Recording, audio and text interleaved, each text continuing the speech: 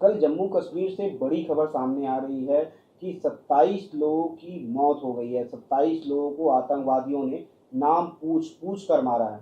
हमारे साथ अमित चिमनानी जी हैं, बीजेपी के प्रदेश मीडिया प्रभारी। उनसे बातचीत करेंगे और समझने का प्रयास करेंगे कि जिस कश्मीर को 370 धारा 370 हटने के बाद में सुरक्षित है, काफ़ी सुरक्षित है, ऐसा कहा जा रहा था, वहाँ 27 लोगों के मारे जाने के बाद अब कितना सुरक्षित है, अब लोग क्या बातचीत कर रहे हैं, उसको लेकर अमित चिमनानी जी से बातचीत करेंगे।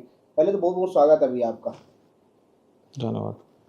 27 लोगों की मौत हुई है, नाम पूछ पूछ कर मारा गया है। आपको भी ये जानकारी पता चली होगी, क्या कुछ जानकारी आपको पता चली है वहाँ से?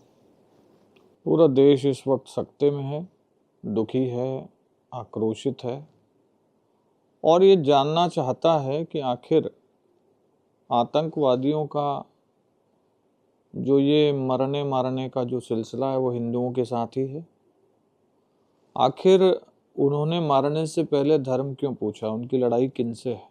उनकी लड़ाई सरकारों से है, सेना से है या किसी धर्म के विशेष लोगों से है? ये सवाल इतना बड़ा है जिसने देश को सोने नहीं दिया है, क्योंकि अब तक भारत देश में कई लोग ऐसे हैं जिन्होंने ये कहा था कि आतंकवाद का कोई धर्म नहीं होता है, लेकिन इस घटना ने ऐसे लोगों के बयानों पर सवाल खड़े किए हैं। जम्मू कश्मीर में बहुत दिनों से सब कुछ सामान्य चल रहा था। बड़ी आतंकवादी घटनाएं तो छोड़िए, लेकिन छोटी घटनाएं भी नहीं हो रही थी। पत्थरबाजी की घटनाएं पूरी तरीके से बंद हैं। फिर उसके बाद सरकार ने चुनाव कराने का भी निर्णय लिया और अब वहां पर एक राज्य की चुनी हुई सरकार भी है जिसके उमर अब्दुल्ला जी मुख्यमंत्री भी हैं। तो इतना बड़ा हमला होना किसका फेलियर है, ये राज्य सरकार को भी बताना पड़ेगा, वहां की इंटेलिजेंस एजेंसियों को भी पता करना पड़ेगा। और ये देश में एक प्रश्न उठ रहा है कि ऐसा आतंकवादी हमला जिसमें आतंकवादी एक ऊपर वाले स्थान तक पहुंचते हैं जहां तक आने के लिए खुली हुई जगह है, घोड़े से आया जाता है, पहलगांव, जिसे मिनी स्विट्जरलैंड कहा जाता है।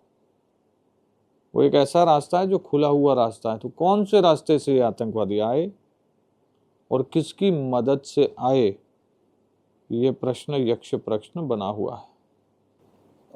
भैया, लोग सुरक्षित महसूस कर रहे थे, इस वजह से अब काफ़ी संख्या में कश्मीर लोग घूमने जा रहे थे। छत्तीसगढ़ से भी लोग घूमने गए हुए थे। बताया गया कि एक कारोबारी, रायपुर के कारोबारी की हत्या हुई है इस घटना में। अब कितना सुरक्षित लग रहा है इस घटना के बाद में कश्मीर जो है, जम्मू कश्मीर जो है? पहले तो मैं जो हमारे छत्तीसगढ़ रायपुर से व्यक्ति जिनकी मृत्यु हुई है उनके प्रति श्रद्धांजलि अर्पित करता हूँ, उनके परिवार के प्रति संवेदनाएं व्यक्त करता हूँ। भारत देश के भी जितने भी लोग मारे गए हैं, प्रभु श्री राम से प्रार्थना करता हूँ उन्हें चरणों में स्थान दें। देखिए, ये एक ऐसा प्रश्न है जिसका कोई रेडीमेड जवाब नहीं होना चाहिए, तथ्यात्मक जवाब होना चाहिए। ये जो हमला हुआ है उसके पीछे कौन लोग हैं, किसकी ये साजिश थी, इसका एक डिटेल इन्वेस्टिगेशन होगा और शुरू भी हो गया है।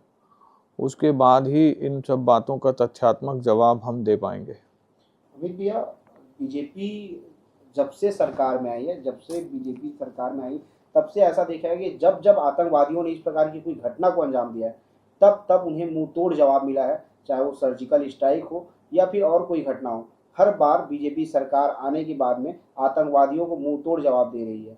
अब क्या लगता है, इस घटना के बाद में ऐसा कोई प्लान है? देखिए, सवाल ही नहीं है कि आतंकवादियों को छोड़ा जाएगा,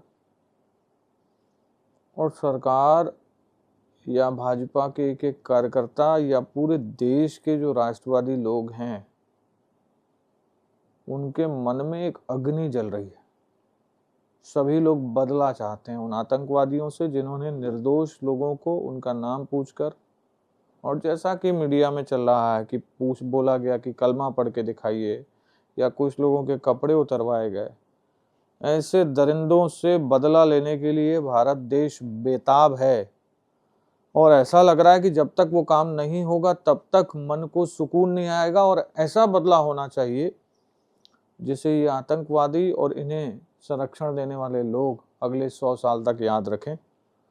हमें पूरा विश्वास है कि माननीय प्रधानमंत्री, जिन्होंने अपना विदेशी दौरा आधे में छोड़ दिया, माननीय गृह मंत्री, जो घटना होने के 2 घंटे बाद ही श्रीनगर पहुंच चुके थे, लगातार वहीं पर मौजूद हैं, और पूरी सरकार बेहद सख्ती से इन मामलों से निपटेगी और जो देश की भावना है वैसा काम सरकार करेगी। ये अंतिम सवाल है आपसे। जो लोग जम्मू कश्मीर घूमने जाने का प्लान कर रहे हैं, चाहे वो प्रदेश के हो चाहे पूरे देश भर के लोग हों, उन्हें आप क्या कहेंगे अभी? देखिए, इस पर मुझे लगता है कि सरकार की खुद की एक एडवाइजरी आएगी। सरकार बताएगी वहाँ पर क्या करना है, कब किस प्रकार के हालात हैं वहाँ पर। तो इस बारे में ऐसा हम लोगों को यहाँ पर बैठ के कमेंट करने से बचना चाहिए। छत्तीसगढ़ के जो लोग फंसे हुए हैं उनके परिवार वालों को लेकर क्या कहेंगे? कल से ही माननीय विष्णुदेव साय जी की सरकार उनके संपर्क में है। जो मृतक हैं वो, उनकी मृत्यु से पहले भी उनके परिवार से संपर्क किया गया था जब वो घायल हुए थे, और लगातार माननीय मुख्यमंत्री जी के खुद के नेतृत्व में इस बात की चिंता की जा रही है कि वहाँ पर जो छत्तीसगढ़ के लोग हैं उन्हें किसी चीज़ की कमी ना हो, और सरकार इसकी चिंता कर रही है। तो जम्मू कश्मीर में दिल दहला देने वाली घटना हुई है। बताया जा रहा है कि जो घटना है पुलवामा अटैक के बाद में सबसे बड़ी वारदात ये हुई है। सबसे बड़ी वारदात इसलिए कह रहे हैं क्योंकि पहली बार पुलवामा हमले के बाद में जो है आम नागरिकों को टारगेट किया गया है, और आम नागरिकों को टारगेट करने के बाद उन्हें नाम पूछकर उनकी हत्या की गई है।